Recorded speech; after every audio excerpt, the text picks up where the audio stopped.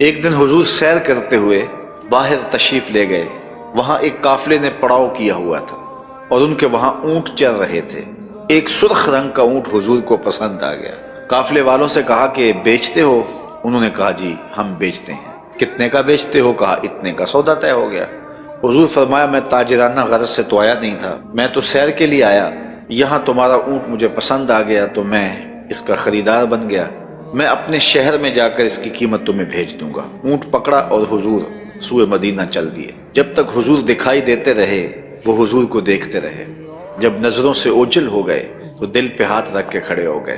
تھوڑی دیر کے بعد جب سکتے سے باہر آئے تو ایک دوسرے سے پوچھنے لگے کہ ایک شخص آیا اور وہ تم سے اونٹ لے گیا، تم نے نہ اس کا پتہ پوچھا، نہ کوئی اس نے ضامن دیا، اور نہ تم میں سے اسے کوئی جانتا ہے۔ یار صاحب کی عقل پہ پردہ آ گیا، کسی نے اس کا پتہ پوچھ لیا ہوتا۔ ایک بولا یار جب وہ بات کرتا تھا اس کے منہ سے پھول جھڑتے تھے۔ دوسرا کہنے لگا جب وہ مسکراتا تھا تو سامنے والے پہاڑوں پہ عکس پڑتا تھا۔ ایک کہنے لگا میں تو اس کی آنکھیں ہی دیکھتا رہ گیا۔ کہا جو بھی ہوا تم اس کے حسن میں کھو گئے اور وہ اپنے حسن کا جادو جگا کے قیمتی اونٹ ہتھیا کے لے گیا۔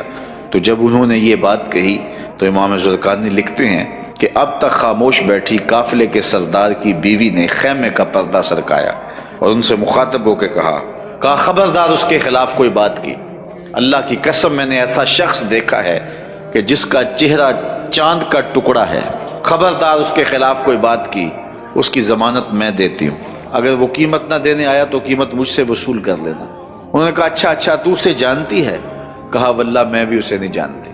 تو کہا پھر ضمانت کس بات کی دے رہی ہے؟ کہا جب تم سودا کر رہے تھے میں نے خیمے کی اوٹ سے اس کا چہرہ دیکھا تھا، اور جس کا چہرہ اتنا سونا ہو وہ جھوٹ بول ہی نہیں سکتا۔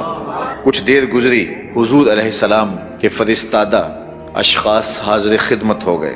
تو ایک شخص آیا جس نے کہا کہ میں رسول کریم صلی اللہ علیہ وسلم کا قاصد ہوں اور حضور نے مجھے تمہاری جانب بھیجا ہے، اور یہ لو کھجوریں، ان سے اپنی قیمت پوری کر لو، اور یہ کھجوریں حضور نے تمہاری ضیافت کے لیے بھیجی۔ انہوں نے کہا کہ قیمت تو ہم لیں گے لیکن بتا وہ پیارا رہتا کدھر ہے؟ انہوں نے کہا کہ وہی یہ کھجوروں کے جو جھنڈ دکھائی دیتے ہیں یہی اس محبوب کا ڈیرا ہے۔ امام زرقانی لکھتے ہیں کہ سارا قافلہ اٹھا اور حضور کے قدموں میں جا کے بیٹھ گیا۔ سب نے اسلام کی دولت حاصل کی تو حضور کا چہرہ ہی اتنا خوبصورت تھا کہ جو دیکھتا تو پھر دیکھتا ہی رہ جاتا۔